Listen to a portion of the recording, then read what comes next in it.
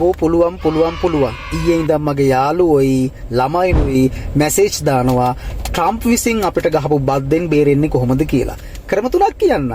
පළවෙනි ක්‍රමය තමයි ඇමරිකාවට අපි ගහලා තියෙන 88ක තීරු බද්ද යම් සාධාරණ ප්‍රමාණයකට පුළුවන් නම් අපිට අඩු කරන්න ඇමරිකාවත් එක්ක සාකච්ඡා කරන්න පුළුවන්. ඇමරිකාව අපිට ගහලා තියෙන 44ක තීරු බද්ද අඩු කරගන්නා විදිය. මොකද ඇමරිකාව අපිට තීරු බදු ගැහුවේ අපි ඇමරිකාවට 88ක තීරු බද්දක් ගහපු නිසානේ. දෙවෙනි ක්‍රමය. ඇමරිකාව ඔය තීරුබද්ද ගහලා තියෙන්නේ වෙළඳ අවාසියටනේ. ඒ කියන්නේ අපි ඇමරිකාවට බිලියන 3ක භාණ්ඩ යවලා සල්ලි හම්බ කරගන්නවා. හැබැයි අපි ඇමරිකාවෙන් භාණ්ඩ ගේන්නේ බිලියන 0.6ක. එතකොට බිලියන 2.4ක වෙළඳ අවාසියට තමයි ඔය කියන තීරුබද්ද ගහලා තියෙන්නේ. එහෙනම් අපිට කරන්න තියෙන්නේ තවත් වැඩිපුර භාණ්ඩ ප්‍රමාණයක් ඇමරිකාවෙන් ආනයනය කරලා වෙළඳ අවාසිය මගහරව ගන්න. ඒ වගේම තුන්වෙනි ක්‍රමයකුත් තියෙනවා. ඒක ටිකක් දිගු කාලීන ක්‍රමයක්.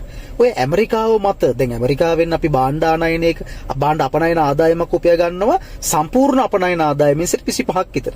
ඉතින් අපිට තියෙන්නේ තවත් අපේ වෙළඳ තරංකරුවන් ටිකක් හොයාගන්න. වෙළඳ පොළ ආකර්ෂණය කරගන්න. ඇමරිකාව මතෙම නැහෙන්නේ නැතුව දිගු කාලීනව ලෝකේ තවත් වෙළඳ පොළවල් හොයාගත්තොත් එහෙම අපිට මේකෙන් බේරෙන්න මේකෙන් ගැලවෙන්න පුළුවන්. සමහරක් විට මේක අවස්ථාවක් වෙන්නත් පුළුවන් අපිට ලෝකේ අපනයන කරුවන් නැත්තම් වෙළඳ පොළවල් හොයා ගැනීමක් සිදු කරන්න. ඔන්න අවස්ථා 3.